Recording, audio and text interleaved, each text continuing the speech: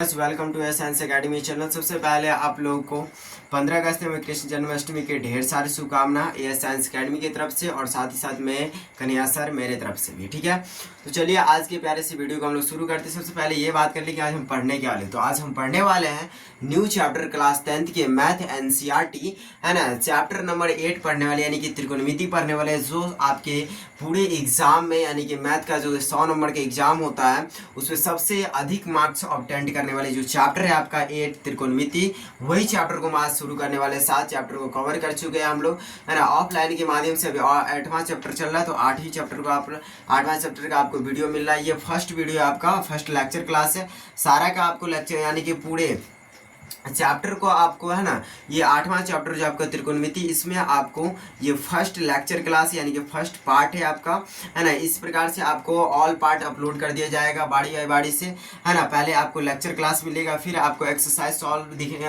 Exercise को हम solve करेंगे, वो भी वीडियो आपको अपलोड करके दिया जाएगा। ठीक है, तो चलिए हम लोग, अगर वीडियो आपको अच्छा लगता है चैनल को सब्सक्राइब कीजिए, लाइक कीजिए, कमेंट कीजिए, शेयर कीजिए अधिक से अधिक। ठीक है, तो बिना देर के हम अपने वीडियो को मेन टॉपिक पे लेकर के चलते हैं। चलिए तो शुरू करते हैं। देखिए क्या कह रहा है, त्रिकोणमिति चैप्टर का नाम क्या है, त्रिकोणमिति, यानी कि जिसको हिंदी में कहते हैं त्रिकोणमिति कहते हैं, इंग्लिश में ट्रिगोनोमेट्री कहते हैं। सबसे पहली बात है कि सर यहाँ पे हम लोग कितने मार्क्स ऑब्टेंड कर सकते हैं अपने जो 10th क्लास में हम लोग जो एग्जाम देंगे सर मैथ का, उसमें हम लोग ये त्रिकोणमिति चैप्टर को पढ़ करके कितने मार्क्स ला सकते हैं, कितने मार्क्स को ऑब्टेंड कर सकते हैं। ठीक है, तो सबसे पहले बात कर ले कि यहाँ से हम लोग सर कितने मार्क्स ऑब्टेंड कर सकते हैं, कितने मार्क्स ला सकते हैं, और यहाँ से कितने नंबर का यानी कितने टाइप का क्वेश्चन बन सकता है। तो यहाँ से क्वेश्चन आपका 3 टाइप का क्वेश्चन बन सकता है। ऑब्जेक्टिव टाइप क्वेश्चन बनेगा है ना, उसके बाद करें 2 मार्क्स का क्वेश्चन बनेगा, उसके बाद हम बात करें तो 5 मार्क्स का भी क्वेश्चन आपको यहाँ से देखने को मिलेगा। ठीक है, ऑब्जेक्टिव यहाँ से कितने पूछे जाएंगे, तो 25 ऑब्जेक्टिव पूछे जाएंगे, जो 1 नंबर का होगा 25 नंबर आएगा। यहाँ से 4 आपका क्या होने 2 मार्क्स का क्वेश्चन आएगा, एक यहाँ से आपका 5 मार्क्स का क्वेश्चन है, यानी कि 25 नंबर इधर से हो गया, यहाँ से आपको 8 नंबर, 4 दूनी 8, यहाँ 5 से 5, कुल मिला के आपको 38 से 40 नंबर इस चैप्टर से आपको है ना ऑब्टेंड आप कर सकते हैं। ठीक है, बढ़िया से पढ़ करके, और आप ये साइंस एकेडमी चैनल से पढ़ते तो कहीं कोई डाउट का बात नहीं रहेगा कि आप इस चैप्टर से एक भी क्वेश्चन को मिस करेंगे। पूरा तो पूरा आप कंप्लीट करेंगे, क्योंकि आपको लेक्चर क्लास में इतना बेहतर समझा दिया जाएगी कि एक्सरसाइज को आप आसानी से सॉल्व कर पाएंगे, ऑब्जेक्टिव को तो आसानी से कर ही पाएंगे, है कि नहीं। तो ये लेक्चर देखिएगा पूरा से पूरा, आपको पूरा 100% क्लियर होगा। चलिए आप आगे की और वीडियो को हम लोग बढ़ाते हैं। त्रिकोणमिति देखिए यहाँ पे क्या दिया गया है, त्रिकोणमिति जो चैप्टर का नाम है। सबसे पहले समझते हैं कि त्रिकोणमिति होता क्या है, त्रिकोणमिति क्या है। त्रिकोणमिति के बारे में हम बात करें तो त्रिकोणमिति खुद से नहीं एक शब्द है, ये लैटिन भाषा के 3 वर्ड से मिलकर के बना है। एक वर्ड का नाम है, यहाँ से देखिए ट्री, दूसरे वर्ड का नाम है गॉन, और तीसरे वर्ड का नाम है मेट्रॉन, है ना।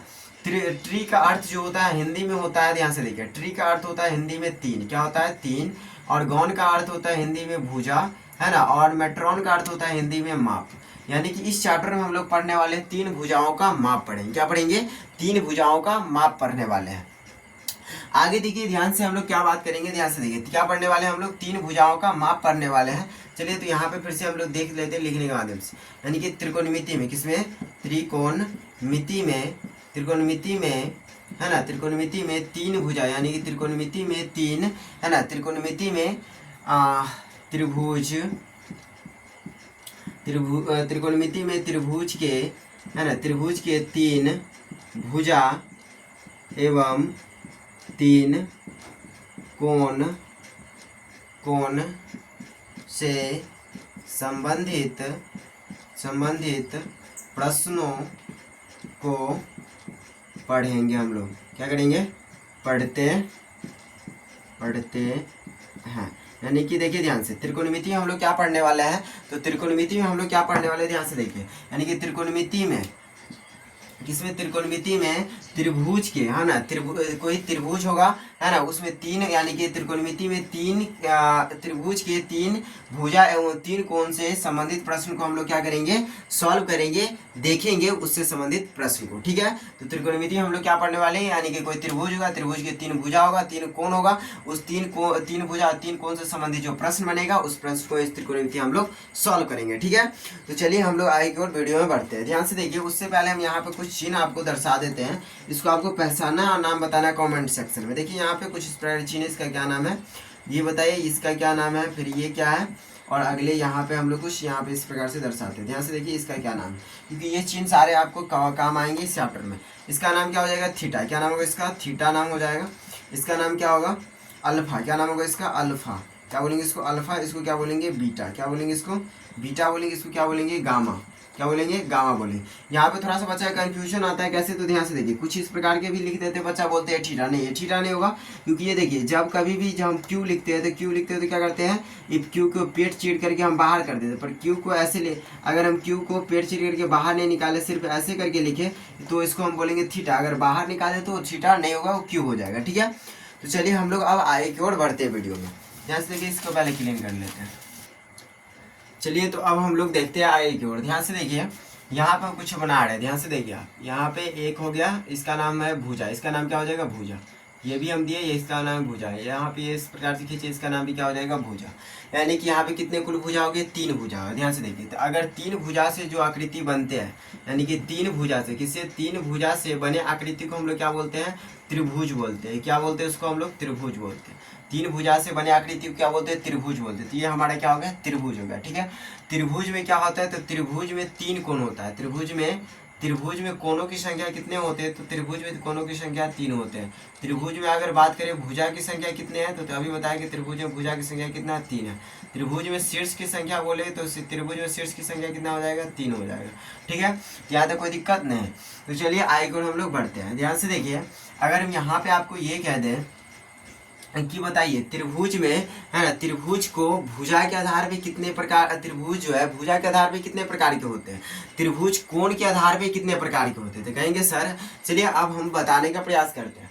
कहेंगे सर, यहाँ पे देखिए कि त्रिभुज जो होता है कोण के आधार पे सर 3 प्रकार के होते हैं, और भुजा के आधार पे भी सर त्रिभुज जो है 3 प्रकार के होते हैं। अब यहाँ पे ये हम पूछ देंगे आपसे कि बताइए कि कौन कौन सा होता है, तो आप कहेंगे सर देखिए यहाँ पे, तो दिखाइए, तो देखिए इधर यहाँ पे हम बनाते हैं एक त्रिभुज। क्या बनाते हैं, यहाँ पे त्रिभुज बनाए, फिर यहाँ पर एक और त्रिभुज बना लेते हैं, एक और त्रिभुज बनाए, यहाँ पर एक और त्रिभुज बनाए। यानी क्योंकि आप कितना बोले थे हमको कि 3 त्रिभुज होता है कोण के आधार, ये अभी हम देखेंगे पहले त्रिभुज भुजा के आधार पे। किस आधार पे, यानी कि त्रिभुज भुजा के आधार पे देखने वाले। किस आधार पे, भुजा के आधार पे, भुजा के आधार पे। आप हम देखिए, आपसे क्या पूछेंगे, त्रिभुज जो है भुजा के आधार पे कितने प्रकार के होते हैं, तो आप बोलेंगे सर 3 प्रकार के होते हैं भुजा के आधार पे। तो हम पूछेंगे कौन कौन सा, तो आप कहेंगे सर पहले तो चित्र बनाइए, तो हम तो बना दिए 3 चित्र, है कि नहीं है। तो चलिए अब आपको नाम बताने की बारी है, तो नाम बताएंगे, तो कैसे बताइएगा आप, ध्यान से देखिए।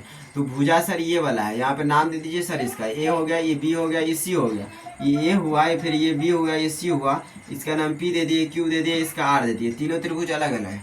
ये A B C, A B एक भुजा है सर, ए सी सर एक भुजा है, बी सी भी एक भुजा है। ठीक है, आप समझ रहे हैं। यहाँ पे देखिए 3 भुजा हो गया।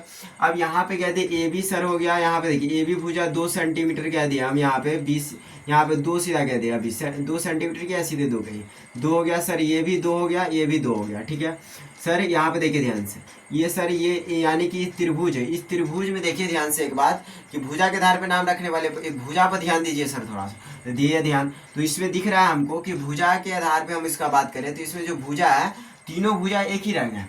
क्यों, क्योंकि ये भी 2 सेंटीमीटर, ये भी 2 सेंटीमीटर, ये भी 2 सेंटीमीटर, सब 2-2 है। तो जब सब 2-2 है, तो सब 2-2 है, सब एक जैसा है, तो सब एक जैसा, इसको बोलेंगे सम सर।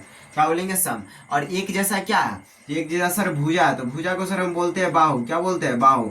आप ही नहीं, हम भी बोलते हैं। तो यहाँ पे देखिए क्या हो गया, पूरा पढ़ते तो क्या हो गया, सम बाहु हो गया।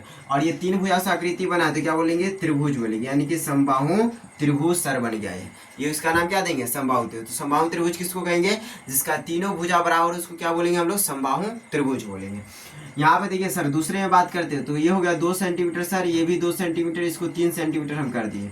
तो चलिए ध्यान से, अब यहाँ पे देखिए, यहाँ पे इस त्रिभुज में 2 भुजा बराबर है, एक बराबर नहीं है। तो इसको सर 2 भुजा बराबर है, फिर भी आप सम बोलिए, इसको बोल दिए। 2 भुजा बराबर है, तो इसको बोलिए द्वि। क्या बोलेंगे, द्वि। और फिर यहाँ पे देखिए क्या बोलेंगे, द्वि। और यहाँ पे जो भुजा, यानी कि देखिए ध्यान से, और भुजा के आधार पे बात करें ना, और भुजा कितने बराबर है, यहाँ पे 2 बराबर है, तो ये यहाँ पे लिखेंगे हम लोग बाहु, यानी कि पूरा नाम इसका क्या होगा, सम द्विबाहु। और 3 भुजा से आकृति बना है, तो क्या बोलेंगे हम लोग, त्रिभुज बोलेंगे। क्या बोलेंगे? त्रिभुज। यानी कि हमारा बन गया समद्विबाहु त्रिभुज। समद्विबाहु त्रिभुज किसको बोलेंगे? तो यानी कि देखिए जिस त्रिभुज का दो भुजा बराबर हो, एक भुजा अलग सा हो, है ना, यानी कि दो भुजा का मान जो होगा एक ही जैसा होगा, एक ही मतलब एक ही तरह रहेगा, और एक भुजा अलग रहेगा, तो उसको बोलेंगे समद्विबाहु त्रिभुज बोलेंगे। ठीक है। और यहाँ पे देखिए जैसे इसको बोलिए 2, इसको 3, इसको 4 बोले। अगर देखिए जिस किसी भी त्रिभुज में तीनों भुजा अलग अलग हो, जैसे कि ये 2, ये 3, ये 4 हो गया, तीनों भुजा इसमें अलग अलग है, जिसको हम बोलेंगे विषम बाहु। क्या बोलेंगे? विषम बाहु। विषम बाहु त्रिभुज। क्या बोलेंगे इसको? विषम बाहु त्रिभुज बोलेंगे। यानी कि किसी भी त्रिभुज में तीन भुजा हो और तीनों भुजाओं का मान अलग अलग सा हो, किसी का कुछ मतलब कि तीनों भुजा एक जैसा नहीं हो, तो उसको हम लोग कौन सा त्रिभुज बोलेंगे भुजा के आधार पे? तो विषम बाहु त्रिभुज बोलेंगे। ठीक है। तो ये आपका भुजा के आधार पे। आप कहेंगे सर देखिए तो हम बता दिए कि भुजा के आधार पे कितने प्रकार के त्रिभुज, तो 3 हो गया। 3 कौन कौन सा देख लिए? एक समबाहु है, एक समद्विबाहु, एक विषम बाहु। अब सर बताना है कि कोण के आधार पे, किस आधार पे? कोण के आधार पर। किसके आधार पे? कोण के आधार पर, है ना, कोण के आधार पर, है ना, त्रिभुज कितने प्रकार के हो जाएंगे? तो सर कोण के आधार पे भी जो त्रिभुज है वो 3 प्रकार के ही होंगे। कौन कौन सा? तो ध्यान से देखिए सर, पहले आप 3 त्रिभुज बनाए लीजिए, बना लिया। यहाँ पे कुछ इस प्रकार से हम लोग बना लेते हैं। यहाँ पे देखिए ध्यान से बना लिए। यहाँ पे ध्यान से देखिए, अब इसका नाम रखना है, रखिए आप ध्यान से देखिए। किस आधार पे बात करें? कोण। तो कोण कहाँ पे रहता है? इस प्रकार से रहेगा, आपको शीर्ष के यहाँ पे अंदर में रहे। यहाँ पे इसका ए नाम दीजिए, इसका बी, इसका सी, इसका पी, इसका क्यू, इसका आर, इसका सी, इसका डी नाम दीजिए, इसका ई नाम दीजिए। ठीक है। अब चलिए इसका हम लोग देखते हैं। तीनों त्रिभुज नाम रख दिए यहाँ पे, ध्यान से देखिए। अब यहाँ पे देखिए इस त्रिभुज में कोण के आधार पे हम बात करने वाले हैं। किस आधार पे? कोण आधार पे। त्रिभुज के तीनों कोणों का योग कितना होता है? सबसे पहले ये बात है, तीनों कोणों का योग जो होता है 180 डिग्री होता है। ये त्रिभुज है, त्रिभुज में देखिए तीनों कोणों का, अगर हम कोण देखिए तीनों कोणों का योग मतलब तीनों कोणों को जोड़ करें कितना आना चाहिए? 180 आना चाहिए, उतना ही दीजिएगा। अब यहाँ पे देखिए जैसे कि हम इसको मान लिए 30 डिग्री, है ना, इसको मान लिए, ध्यान से देखिए, इसको मान लिए कितना डिग्री? 30 डिग्री मान लिए। फिर इधर हम लोग क्या करते हैं, इसको मान लिया हम लोग कितना, यहाँ से देखिए 70 डिग्री मान लिया। कितना मान लिया? 70 डिग्री। इसको मान लिया हम लोग 80 डिग्री मान लिया। कितना डिग्री मान लिया? 80 डिग्री। यहाँ पे देखिए इस त्रिभुज में जो है 3 कोण है। आप देखिए तीनों कोणों का योग 180 ही होना चाहिए, बेसी नहीं। तो 70 30 तो 100 और 80, तो 180 हो गया। तीनों कोण का योग 180 है। ठीक है। अब यहाँ पे देखिए इस त्रिभुज में कोण देखे तो कोण ऐसा कोई भी कोण इसमें नहीं है कि वो 90 डिग्री से क्या हो, अधिक हो। सब कोण क्या है? 90 डिग्री से कम ही है। अगर किसी त्रिभुज में, है ना, कोण के आधार पर उसका नाम रखना हो, है ना, तो उसमें देखिए कि कोण अगर कोई किसी त्रिभुज का कोण अगर 90 डिग्री से कम हो, यानी कि कोई त्रिभुज हो, त्रिभुज में कितने कोण होते हैं? 3 कोण। अगर तीनों कोण में से तीन कोण जो होते हैं, तीनों कोण में से अगर कोई भी कोण 90 डिग्री से अधिक नहीं हो, यानी कि तीनों कोण 90 डिग्री से कम हो, तो उस त्रिभुज का जो नाम होगा वो हो जाएगा न्यून कोण। क्या नाम होगा? न्यून कोण नाम होगा। क्या होगा? न्यून कोण। न्यून कोण किसको कहेंगे हम लोग? न्यून कोण त्रिभुज। तो न्यून कोण त्रिभुज उसको कहेंगे जी, है ना, जिस त्रिभुज का तीनों कोण 90 डिग्री से छोटा, है ना। यहाँ पे देखिए अगले हम लोग बात करते हैं। अगर कोई यहाँ पे देखिए त्रिभुज है, यहाँ पे ध्यान से देखिए, अगर त्रिभुज में तीनों कोण का योग कितना होता है? 180। मान लीजिए कि अगर कोई भी त्रिभुज है, त्रिभुज में कोई भी कोण अगर 90 डिग्री के बराबर है, ये दोनों को मान लिए, हम मान लेते इसको, यहाँ से देखिए 50 डिग्री, इसको मानते हैं 40 डिग्री। अगर त्रिभुज कोई त्रिभुज है, त्रिभुज में अगर कोई कोण 90 डिग्री के बराबर है ना, तो उस त्रिभुज का नाम क्या हो जाएगा? कोण के आधार पे। तो उस त्रिभुज का जो नाम होगा समकोण त्रिभुज। क्या होगा? समकोण त्रिभुज नाम होगा। क्या नाम होगा? समकोण त्रिभुज। यानी समकोण त्रिभुज किसको कहेंगे? तो कोई भी त्रिभुज होगा, उस त्रिभुज के कोण के आधार पे हम लोग बात करेंगे, है ना। तो कोई त्रिभुज हो, उसको उस त्रिभुज में अगर कोई भी कोण 90 डिग्री के बराबर हो, तो उस त्रिभुज का कोण के आधार पे क्या नाम होगा? समकोण त्रिभुज। आगे देखिए, आगे की बात करते हैं। देखिए ध्यान से, समकोण त्रिभुज के देखिए ध्यान, समकोण त्रिभुज में क्या होता है? जो कोण 90 डिग्री, यानी कि जो कोण 90 डिग्री होता है, उसका जो भुजा होता है वो सीधा होता है, पूरा स्ट्रेट होता है, यानी कि सीधा सीधा होगा। इसीलिए इसका भुजा क्या किया हम लोग? सीधे लिखे हैं। ठीक है। आगे और बात करते हैं, ध्यान से देखिए। यहाँ पे एक त्रिभुज है, इसका कोण है यहाँ पे 3 का 3 कोण, इसमें हम लोग नाम दे दिए, इसका 120 हो गया, ये 30 हो गया, ये भी 30 हो गया। अगर कोई त्रिभुज है, त्रिभुज में अगर कोई कोण, है ना, 90 डिग्री से अधिक हो, कोई भी त्रिभुज हो, त्रिभुज में अगर 3 कोण हो, तो तीनों कोण में से कोई भी कोण अगर 90 डिग्री से अधिक है ना, तो उसको उस वाले त्रिभुज को हम लोग कोण के आधार पे क्या नाम रखेंगे? अधिक कोण त्रिभुज। क्या नाम रखेंगे? अधिक कोण त्रिभुज बोलेंगे, उसको क्या बोलेंगे, अधिकोण त्रिभुज बोलेंगे। यानी कि त्रिभुज के कोण के आधार पे अगर हम बात करें कि कितने प्रकार के त्रिभुज आएंगे, तीन प्रकार के होंगे। एक होगा संयुग्म कोण, एक होगा समकोण, एक होगा अधिकोण। अधिकोण उसको बोलेंगे किसी त्रिभुज का अगर कोई भी कोण 90 डिग्री से अधिक हो तो उसको अधिकोण त्रिभुज।